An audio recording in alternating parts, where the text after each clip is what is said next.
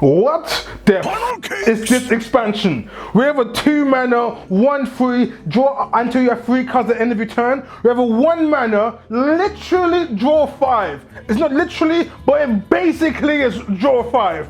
We have some really insane cards in the Scholomance Academy card set.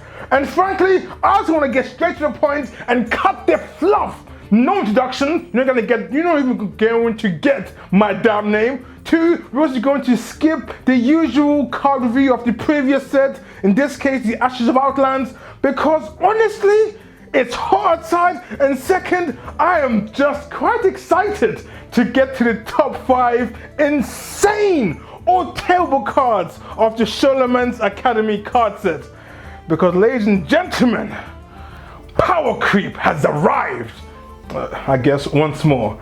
Alright then, let's get started. At number 4, we have Glide, a 4-mana Demon Hunter spell with the effect: shuffle your hand into your deck and draw 4 cards. Outcast, your opponent does the same. The various opinions of this card are quite all over the place. Some people see this as a second coming of Divine Favor because you're able to use your opponent's massive hand against them, and others see this as Trogzor card bait. Because why would you want Glide when you can have Vicarious Reader instead to refill your hand? Personally, I think Glide will somehow be an insane card because it's too unique and too disruptive for it not to be. And for that reason, I'm going to eventually put my bet on the Glide will somehow break the meta in this upcoming set. And that's why Glide is at number 5. At number 4, we have Gibbling, a 1-mana, 1/1 druid minion with the spellburst effect of summoning another Gibbling. The dream scenario is turn 1 Gibbling, coin into a double infestation, which leaves you with a 2/2 and 2/1/1s with additional spellburst potential. Another scenario is you play Gibbling, you play Power of the Wild, then you end up with 2 2/2s with more additional spellburst potential.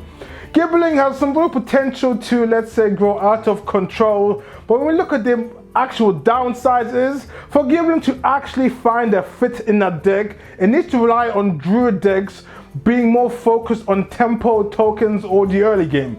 Because with Gibbling, it falls off hard in the mid game and hard in the late game. And druid decks might not have a viable space for Gibbling in the early game. And for that reason, I still think Gibbling could be insane, and this is why it's at number 4. Number 3, we have Lorekeeper Polkelt, a 4-mana 4/5 minion with the battle cry of reordering your deck from highest cost to lowest cost. See, I feel pretty bad for my man Polkelt because there's a lot of pressure for him to be good. Any seasoned Hearthstone player will look at Polkelt and see, you know what? This card will surely have to fit into some deck. It has to be good somewhere, right? If Hemet Jungle Hunter can be put in a viable meta deck, then surely Lorekeeper Polkelt will make it into a tier 1, minimum tier 2 deck, right? Well, look at what happened to Menagerie Warden. Because sometimes our expectations might not come true. But Lorekeeper Polkelt of rolling your deck from highest to lowest must surely have some good somewhere.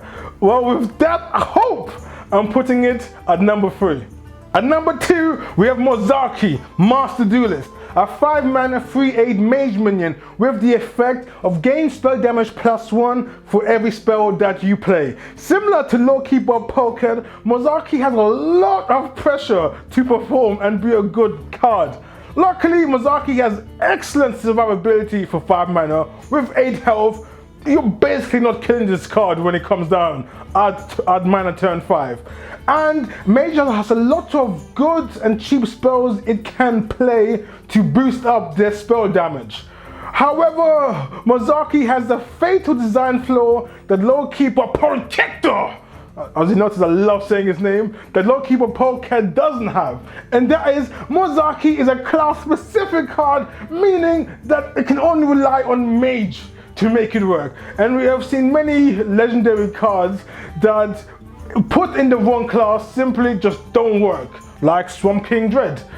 And that could be the downfall for Mozaki Master Duelist.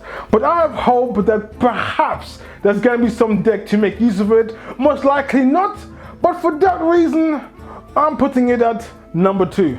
At number 1, we have Keymaster Alabaster. A 7-mana 6/8 neutral legendary card with the effect of whenever your opponent draws 1 card, you get a 1-mana copy of it. Let's be honest, Keymaster Alabaster is by far the riskiest and most likely terrible card on this list. And for good reason. Here's some reasons why Keymaster Alabaster can potentially be a bad card. 1, it costs 7 mana to play, which makes it horribly slow. 2, it does not have an immediate board impact, which makes it a really terrible low tempo play.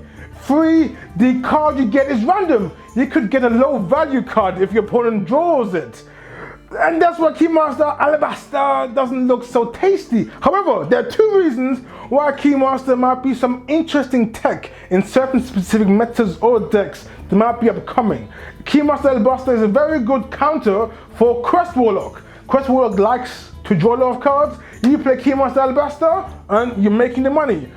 Second reason is Keymaster Alabaster can be very good at countering the draw dependent classes like Demon Hunter. It can be really good to tech because Demon Hunter loves to draw a lot of cards. And for the potential tech it has against both Quest Warlock and the whole Demon Hunter class, Keymaster Alabaster! Don't judge me, it is so damn hot and I'm sweating like a bloody pig on a bloody angry chicken card art. Yeah, and for that reason, Keymaster Alabaster has a lot of potential. I admit niche and now potential to be a truly insane and unexpected card of the Scholomance Academy card set. And that's why it's at number 1. Thank you for watching, and please do give me your feedback of today's episode. Did you like that I skipped the card review episode of the previous set as I usually do for my Instant Table videos? Please comment below because I need to know whether it was good, whether you liked it or not. I need some feedback. And if you're a lurker, you should post doubly as much with your feedback, whether you like today's episode structure and anything else you want to comment on. All your feedback is highly appreciated. Again, thank you also for cooperating my very hot state because it is so damn hot outside. And yeah, I guess enjoy the day, the night, the evening, or whatever it may be. Stay awesome, stay smiling, and stay incredible. Adios.